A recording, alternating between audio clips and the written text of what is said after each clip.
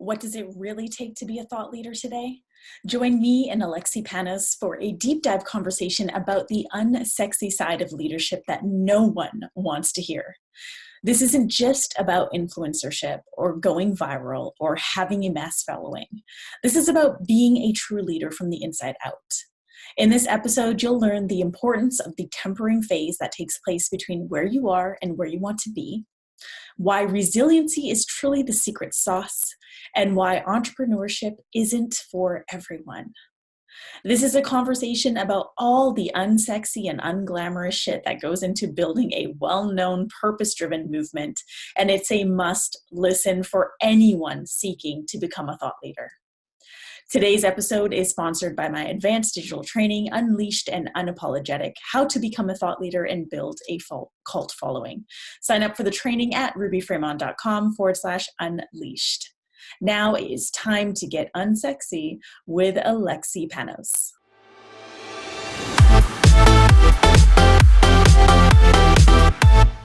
Hey thought leaders, I am back with one of my favorite sisters on this planet, Alexi Panos. Alexi, welcome to today's Thought Leader. Thank you so much. I'm so glad we're finally doing this. I know. I feel like I've been trying to get you on for so long, but it's finally here. It's always perfect timing. It is always perfect. Yes. Always divine timing. Always. And I'm excited because it feels like every time we get together, we jam and we go deep. Yeah. And I'm expecting some of that depth here today. Oh yeah, we'll go there because we both can go there. So let's go there. Let's go there. Let's just dive right in. You've been doing this work for so long, and I think that you have an incredible audience, and you've built such a phenomenal platform for yourself, for your voice, for your message. And I know that it's easy for people on the outside looking in to say, wow, look at all that shit that she's got and she's built. Look at all her followers. Yeah. And you've been doing this since what, 2014, 13? Yeah. So full time for the last 5.5, 6 years. Right. But truthfully, like part time, along with 7 other jobs that I was doing to support this, right. Really since like 2008. Yeah. Yeah. And so much has changed in the online space since then. Right? Oh yeah. That's like, I started and like MySpace was still like considered online dating, which was like, gives you a little context. Cause I said MySpace and online dating at the same time. Yeah. So yeah, like I literally started life coaching when people were like, well, what the hell is a life coach? Is that like a soccer coach? I'm like, yeah, but for your life. But no, like, I don't really get it. And I'm like, okay. So I was kind of like that weird person that people kind of wanted to be around because I had really interesting things to say and like really interesting insight, but they also didn't want to be around because they're like, she's going to tell me about myself and maybe I don't want to hear that. And so maybe we should put her over there right now. But now it's such a like trendy thing. And I feel like there's a blessing and a curse to that, right? It's awesome that so many people are waking up and there's this need for people to really start investigating themselves and saying like, who am I? Why am I here? But it's also created this whole lane of people coming into the work that aren't actually embodying the work and aren't taking it seriously, you know? Yeah. I've been talking about this a lot this week. It's really funny how the personal development industry is a drug within itself, right? 100%. People come in and they get the quote unquote hits, which deliver the same effects of dopamine because it literally, you get the hits of dopamine through like, you have a breakthrough. Yeah. Yes. Hit of dopamine. Yeah. You conquered a fear. Yes. Yes. Hit of Winning. dopamine. Yes. I just broke through an upper limit. Yes. Yeah. And constant dopamine hits and people become addicted to it. And they want to go to the next thing and the next thing and the next workshop, and the next program and the next offer and the next coach and the next mentor without like really taking the time to integrate and embody what they've learned. And I feel like now we're really starting to see that where people are kind of crashing and burning. People are finding themselves back in that cycle of where they first began and then wondering, whoa, how'd I get here? Yeah. Yeah. And I think what it is like, it's people's addiction to consumerism. And like, I've made this connection for myself because I totally used to do this. Like I was a consumer of personal development and spirituality and psychology and all of that, to the extent where the same consumeristic behaviors we see in shopping and food and throwaway items, like where it's just more, it's not enough, was the same thing I was noticing in my connection to personal development. It's like more, it's not enough. I'm not enough yet, right? And I think that's the correlation, is like, are you in it because you're leaning into what mastery looks like and you've integrated the last piece, and now you're going, okay, now what's next? Now that I'm here at this particular point, what's my next edge? Or is it just you want more information to feed the spiritual ego and not actually fucking embody it in your life and be the example of it? And I think a lot of people are finding out that maybe they don't have as much embodied as they thought they did. Yeah. And that's where the real work lies, right? And that's where it's hard. And I get it. Like, I feel like we're both visionaries, and we see how we want things to go. And so it's really easy to get caught up in that and say, well, I want to go create that immediately and experience it right now. But perhaps there's like all this shit you have to do between here and there to actually create that in a way that is, emotionally, spiritually, and physically sustainable. 100%. And that's the thing I think a lot of people don't get, is they want to get from point A to point B with the least amount of resistance as possible, the least amount of stretching and struggle. I don't want to use the word struggle, but you get what I'm saying. Like, there's got to be that push-pull. And what I love to remind my students of, and people who come into my vortex, is that's what makes you. It's that exact space in between point A and point B that actually makes you the person that can hold point B.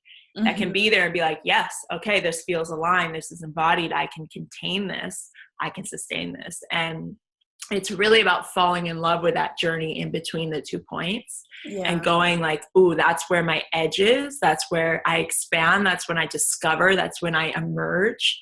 And that space in between is actually like, that's the win, right? Is that you actually get to be in the game and find your level of mastery through that. Yeah, I love that, the space between point A and point B. And it's just that it's definitely this addiction to consumerism, and definitely also the addiction to momentum, because we live in a really fast-paced society, right? Oh my gosh, yes. And our attention spans are literally shrinking with each generation, because we have more gadgets, more tools, we have more opportunities for instant gratification. And that's what people want, is the instant gratification. I want to get this now. I want to feel this now. I want to experience this transformation now.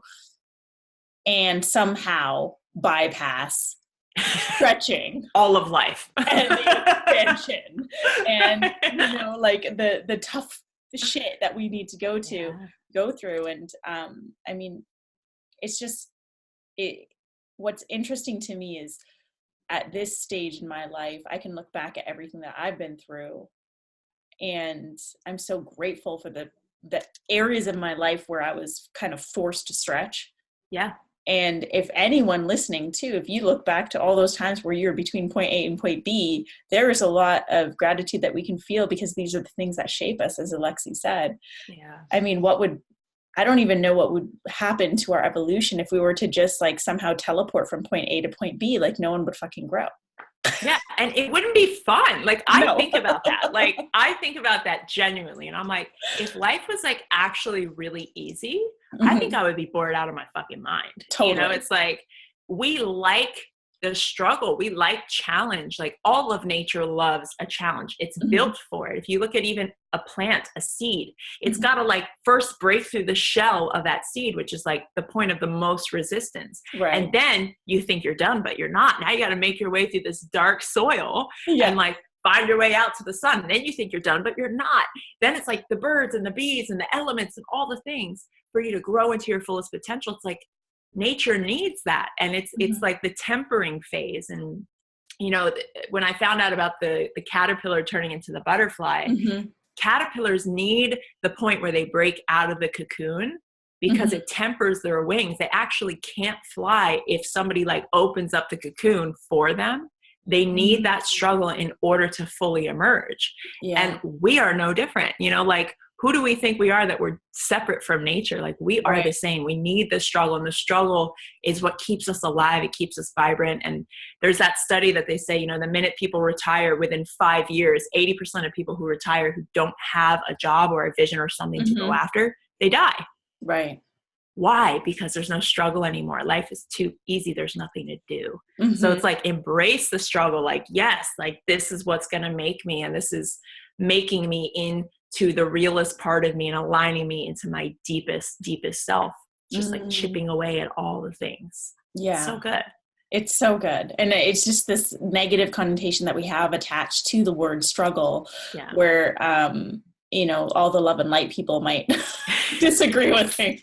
But you know what I'm saying? I mean, the struggle is part of the journey. The struggle is part of our growth. The struggle is an essential piece to our transformation and evolution. Even think about, I mean, you know, I gave birth a year ago now. Right.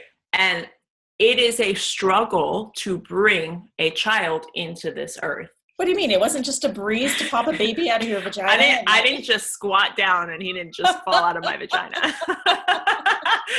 There was a little bit more to it than that. Just a tad. And here's the thing, like, yes, it can be orgasmic. Yes, it can be all the things, but there is tension. And that's my point, right? Like the tension makes it worth it. It makes it so juicy at the end where it's like, and then, you know, you raise a child and there's so much tension along that process as well. And it's like, but it makes it all so freaking juicy. And it's like, why are we avoiding tension? Why are we avoiding what we call negative? That's the antithesis of love and light. Like love and light all day, like fucking boring. I'm sorry. Like I like the darkness, and I like the struggle, and I like the contrast. And I know you do too. You know, it's like, because that gives us a moment to really appreciate and honor the love and light when it does show up. Yeah. And it gives us a moment to lean into our resiliency and our determination and our will, which we often like forget is there. And totally. It provides like an opportunity to lean into that again, lean into our courage, lean into our bravery. Oh, look, I'm super brave. I totally forgot about that. And it's just like this awesome flow. And I think that, I don't know about you, but I feel like part of this denial or resistance to our shadows and to struggle and to the hardships is social media and being in the social media generation, because of what people choose to portray online, right? People choose to portray like the good, the perfect pictures, the perfect pose, like here's this. And we start to become accustomed to seeing this as like, this is life. Yeah. And so when we feel differently, when we feel a different way, we're like, well, fuck, this is not, no, I'm just going to deny this. And I'm going to force myself to make a smile and like take a picture and be all these good things and like jump to point B and achieve this and achieve that and go back into doing, and we forget about being. Totally. And the thing is like, that could be impressive to whoever's watching you online. But the truth is, if that is you, and that's been me at points, like it's like an inner death to your soul, right? Because your soul's like, bitch, you are not fooling anybody. Like, let's be honest. We know that things are out of alignment. We know that things aren't feeling right. And the truth is, those moments, like to me, emotions are signals, you know, and they're telling us, hey, something's off. Something needs to be checked in on. Something needs to be recalibrated. It's like, you know, a headache. When we get a headache, that's our body's signal to go, hey, you're probably dehydrated. And what do most people do? Pop an aspirin. I don't want to feel it. Right. And that's like a metaphor for our fucking lives versus just going to the source of the issue, which is dehydration.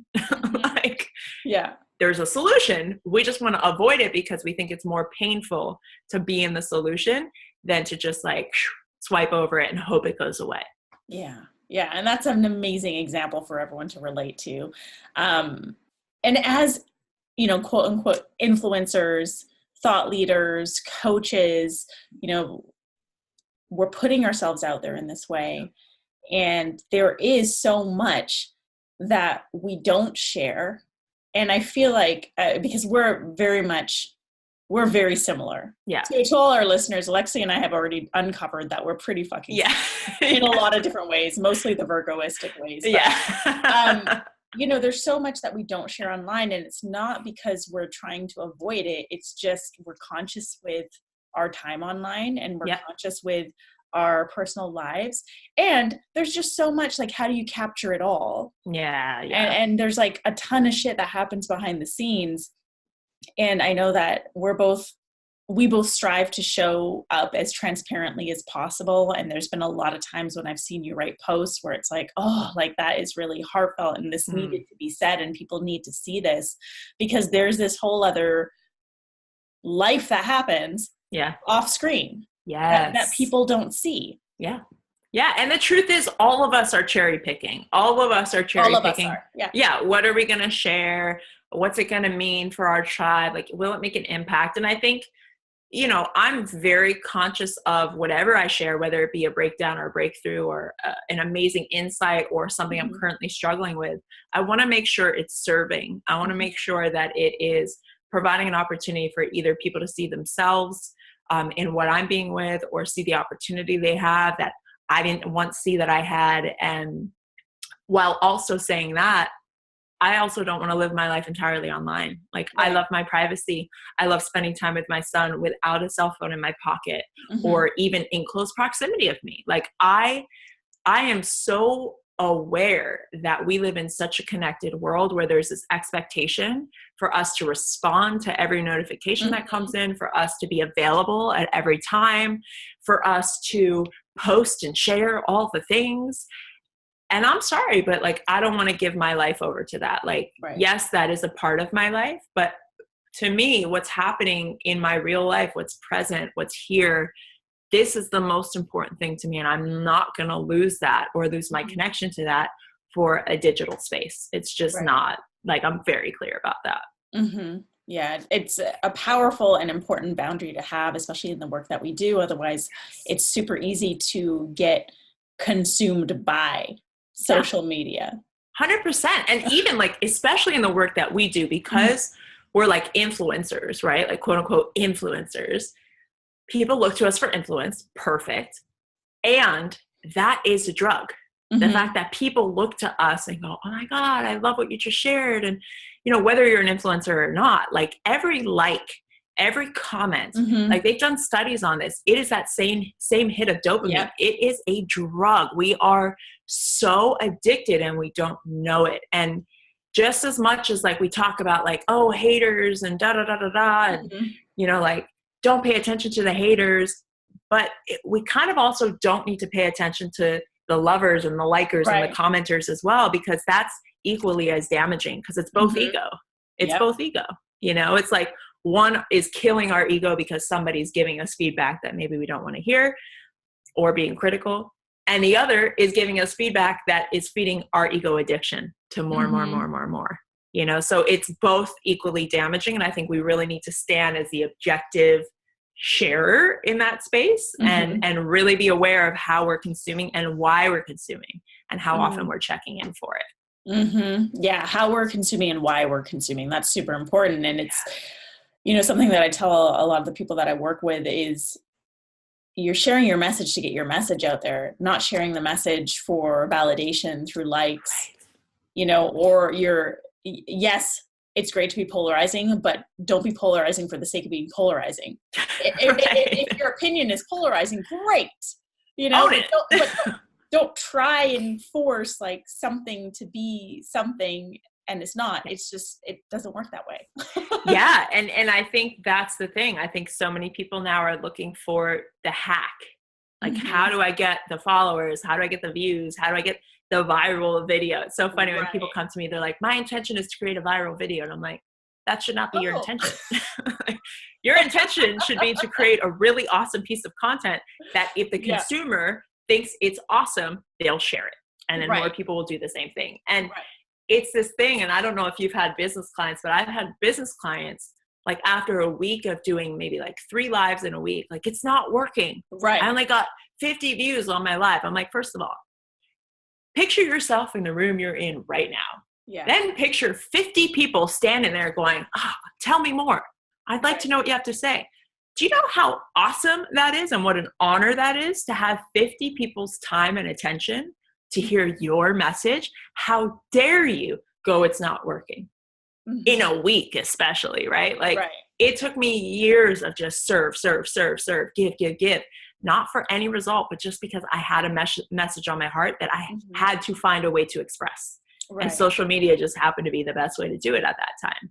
And it's just so interesting that now it has unfortunately become about the validation through numbers and shares and likes and comments and all of those things. Yeah. Which brings me to something else that we were talking about before I hit record, which was the idea of this unglamorous side of thought leadership, which, we both dance around in. It's not necessarily always out there, but there's this unglamorous side, because let's face it, the stuff online always feels glamorous, no matter how you dress it up or position it, but there's always this sort of like glamorous edge to it. And which leads people to say things like, oh yeah, my purpose is to create a viral video. Right. Okay. No. But there's this whole other side. So talk to us a bit about this unglamorous side. Yeah. And it's the unsexy shit that nobody wants to hear. Let's drop into that right now. Like it's literally like people are like, I want to be a coach. I want to be a consultant. I want to be a facilitator. I want to speak on stages. I want to make content. I'm like, great. Are you willing to work 400% more than you think you have to work right now? Are you willing to stay up late and get up early? Are you willing to comment back on every single person that's reaching out to you and genuinely give a fuck about connecting with them? Are you willing to figure out how to edit videos, how to edit podcasts, how to upload all of it? Because if you don't have the money to outsource this, guess who's doing it? You're doing all of it, right? At least for the first few years. And I say this, like anybody who comes to me for like business coaching, I legit give them the worst case scenario. And I'm like, are you still interested? Like, cause if you're not after all of that, then it's not for you. And I do truthfully believe that some people are not built for entrepreneurship.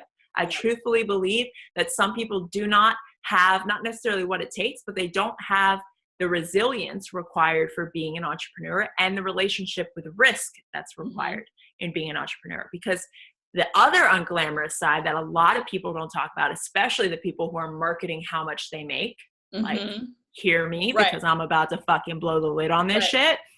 The people that are like, I made $20,000 last month doing this system and you can learn how to do it too. Or I made 7 figures last year, blah, blah, blah, blah, blah. And you can too. Well, guess what? They're not talking about how much they actually took home. They're not talking about how much it costs to get to 7 figures or $20,000 a month. Because the truth is, most entrepreneurs may make, let's say, $20,000 a month for an easy figure. What you don't know is it most likely costs them anywhere from $15,000 to $19,999 to get to $20,000 a month. So they're essentially breaking even. And nobody is fucking talking about real numbers. They're talking vanity numbers. And all of that is great because, yes, as an entrepreneur, you can write off a lot of stuff. However, the struggle is real. And I say that because you gotta fucking love the work. And if you don't love the work, I guarantee you in a year, you're going to give up on it and it'll be something else. And it'll be, oh, it didn't work for me. No, the truth is you didn't love the work enough for it to work for you. And that's what most people don't want to hear. And it's the honest, ugly truth of being an entrepreneur, especially in this industry. It really is. And it's so easy to believe the numbers that people are putting out there because it's literally everywhere. I mean, I cannot get on Facebook and not see a post like that. Yeah. Everyone is so money driven and money hungry and all these false promises on how to do this. I mean, first of all, there's also people out there who are like, hey, I can help you earn 10K months. And they earn the 10K months through teaching you how to do it. Don't even get me started on that. and then there's like the ones who don't talk about like, our income fluctuates. Yeah. Like, oh yeah. You can have a 20K month. Amazing. And then for the next 6 months, make like 2K. Yep. Which maybe covers all your expenses. Maybe. If you're just starting out and you don't have a lot of people to pay. Right.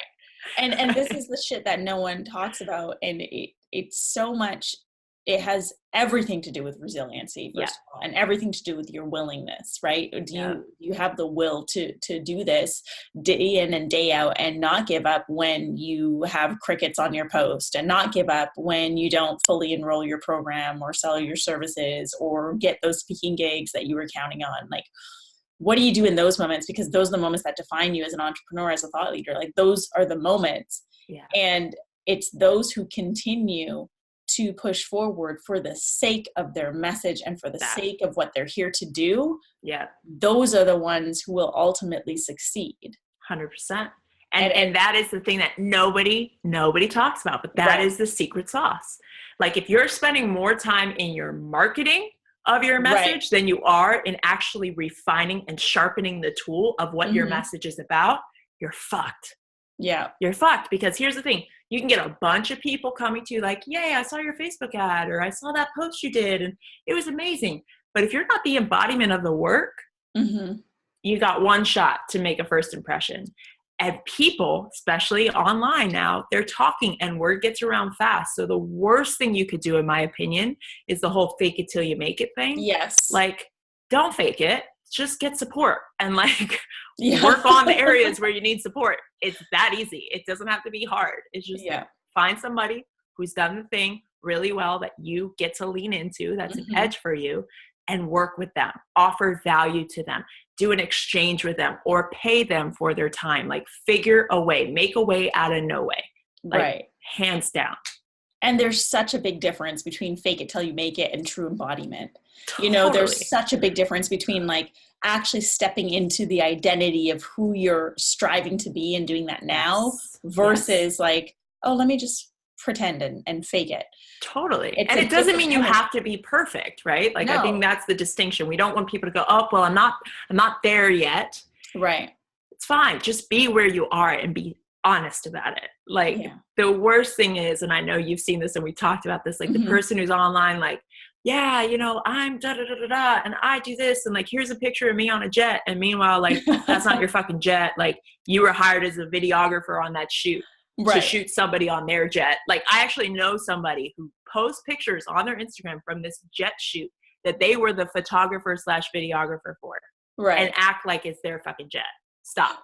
Well, there is now a company in Russia. I heard. Oh my God, I heard. Okay, let's tell our listeners. There's a company in Russia that sets up photo shoots in jets, and people pay for these photo shoots so they can go into the jet, they get their hair and makeup done, then they sit in the jet, and it's like, take pictures, and then they push it. Like, it's crazy. I cannot even. There's all sorts of ways to manipulate your quote unquote audience into thinking you're a certain way, but ultimately, is that fulfilling? No. Yes. The most fulfilling piece is when you can actually be your message and be everything that you take a stand for. I'm curious because I know the word embodiment is thrown around so much, right? Yeah. But I would love to hear how you describe embodiment. So it depends on the context of which we're speaking, but a general definition is you are what you say you are. Your beingness expresses who you are without you having to say anything. It's like, based on results of how I feel around you, I already know who you be. I don't have to tell, hey, Ruby, here's who I am. You can trust me. I'm trustworthy. I'm this person. I don't have to do any of that. Just based on my way of being, you get that from me. Yeah.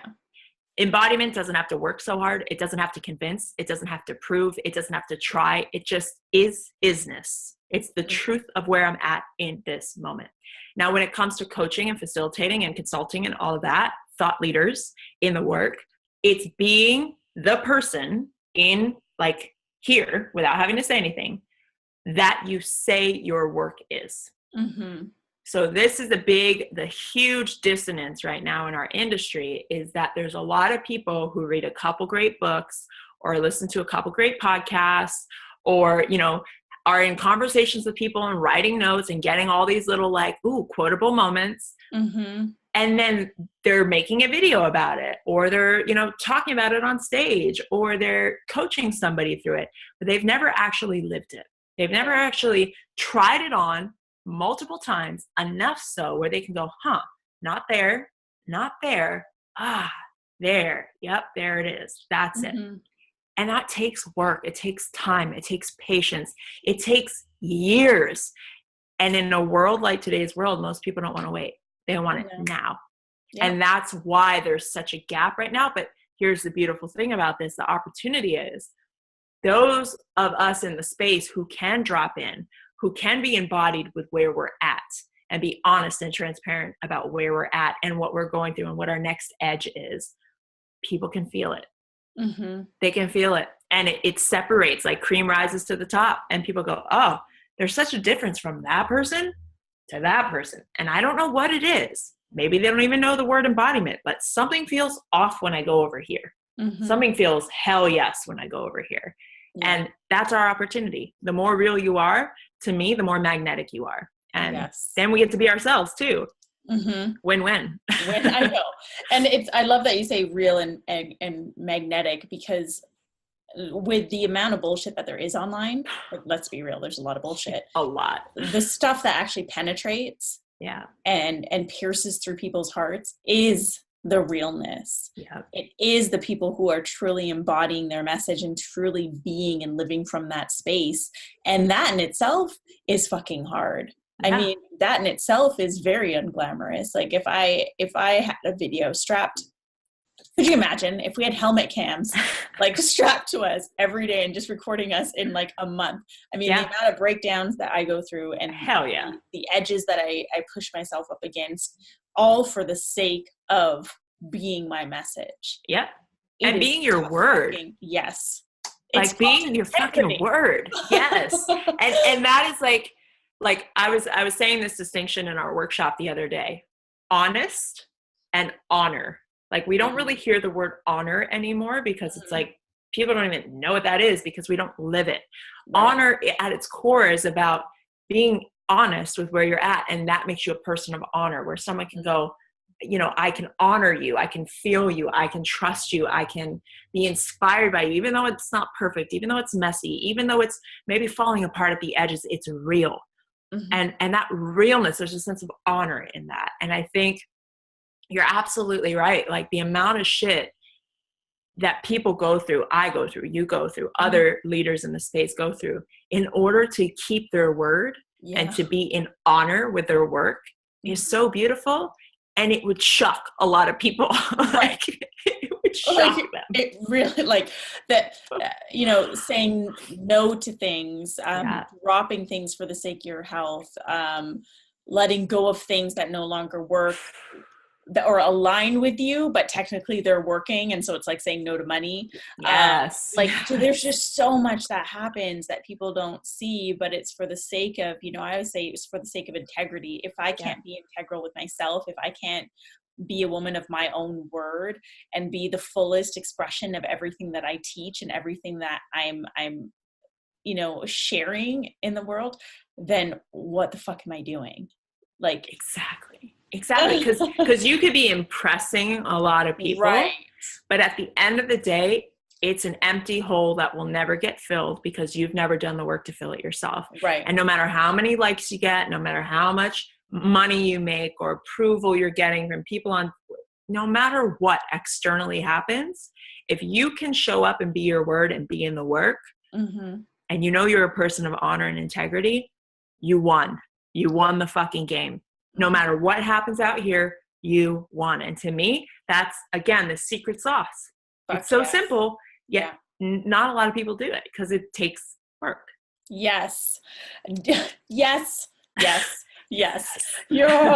I mean, it's, and I think that's the point that we're both trying to collectively make here is we didn't just magically get to this point and ta-da, here we are. And then once you get to a certain point or a certain stage in your growth or as a leader, it's not just like, ta-da, here I am. Like there's always this growth and there's always these edges that we are consistently pushing ourselves up against. And that's what separates us from what I just truly call out and say wannabe leaders. And let's be real, like everyone in this world is an influencer because we influence everyone around us, right? 100%. But not all influencers online, if we're talking about the online space, are leaders. Yeah, all leaders are influencers. So it's really begins with how you lead your own life and how you embody that. So for those listeners who are tuned in to this, we haven't scared them off so far. Yeah. If you guys are still here, if you're still our people. Here.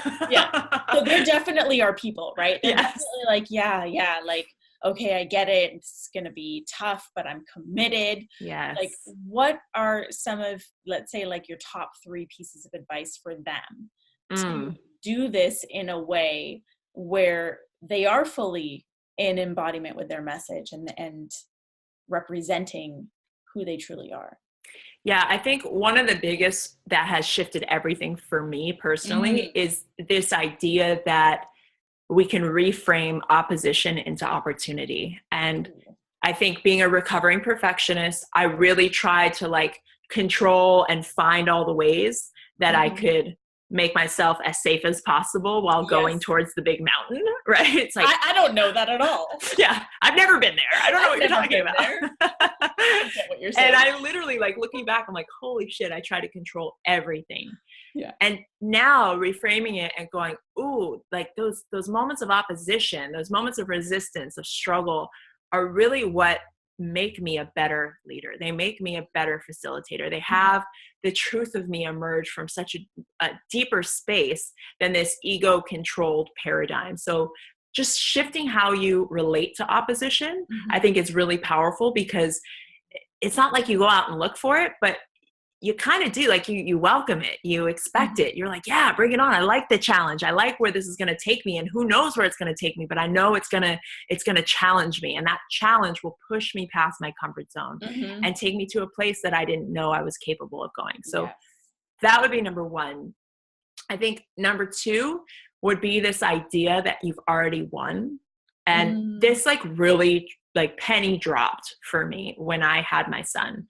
And, you know, I had understood the concept of like, you've already arrived, like you have everything you need. Like we've heard it in all the ancient philosophies, and I understood the concept, but it didn't actually land for me until my son arrived and I saw how he interacted with the world. He's already won. There's no place to get to. There's no anything to achieve or prove or whatever. It's just being present with what is here, being present with breath, being present with desire, being present with the stretch of the moment, the challenge of the moment. And that idea of like, you've already won takes away all the conversation of like, I have to, or it needs to be this, or the expectation of this. It's like, I've already won. I've got breath in my body. I've got a beat in my heart. I've got, you know, legs and arms, and like, I can do cool shit. I have this thing called the internet where I can reach people. I have won 1,000 times over. Now, what do I want to do with that is the question. And then we tap into our desire, and we tap into like, how do I want to be stretched? So the idea of you've already arrived, you're already fucking there. Now, how can you stretch and lean into that and play with that and expand what's already here? That's beautiful. Yeah. Yeah. So that, and then I think the third thing is like community. Like oh my God, I did not value community at all at one point, like total lone wolf, like hunkering down in front of my computer for hours on end and being like, community is not important right now. I've got stuff to do, you know, and recognizing what a limitation that was for myself. Because the truth is, and I know you know this, the minute you get around other people who are up to extraordinary things and have similar passions and are holding themselves to integrity and honor and higher standards in life, it just elevates your game, you know, and it's fun. It's fun to be around people who are exploring big ideas and exploring big visions and impact and how do we change our world. And like that shit lights me up. And that's why I love spending time with you and like all of our other sisters that we have. And it's like, and our guys, like we have such an amazing community of people that are just holding themselves in a different way. And it has called me forward. It has called me to play a bigger game. It has challenged and questioned my upper limits and like how much I can earn and how much I can, you know, really make a dent on a particular issue I'm passionate about. And it's just, it's blown the roof open on everything. And I think, I was just having lunch with a friend of mine. She's in town from New York, and she's a fucking boss. Like, she's got a real estate business, and she has a transformational center to train youth in personal development, and she's got a nonprofit in India. She's just like doing all the things, right? She's starting a CBD oil company, and she's like, I thought I was like playing big. And she's Dominican, so she's like a little Spanish spitfire. She's like, I thought I was playing big. Then I go down to Nueva Vallarta in Mexico, and there's this guy who's building the biggest resort in the world. And I looked at his vision, and I'm like, damn, you need to step it up, girl. And like, all she needed was one person to give her permission to dream even bigger. It's like, that's what we do for one another. So community is so important. Yeah, community we help each other unlock so much more than perhaps we were able to do on our own. Totally. It's really beautiful. Like, we activate each other. Yes. We feed off each other. We activate each other. Yeah. I love that. What amazing tips. Recap: opposition equals opportunity, people. You've already won. I think that is such a beautiful, beautiful reminder. And community. Yes. Fuck yes. I love that. We're nearing the end of this episode. Time flies when you're having fun and diving deep. Damn, that went so quick. Super quick. Why don't you tell our listeners how they can stalk you online, and then I'll have everything in the show notes. Yeah. So basically, Alexi Panos everywhere, at Alexi Panos, alexipanos.com, Facebook Alexi Panos, YouTube Alexi Panos, Instagram Alexi Panos. I tend to hang out most on Instagram.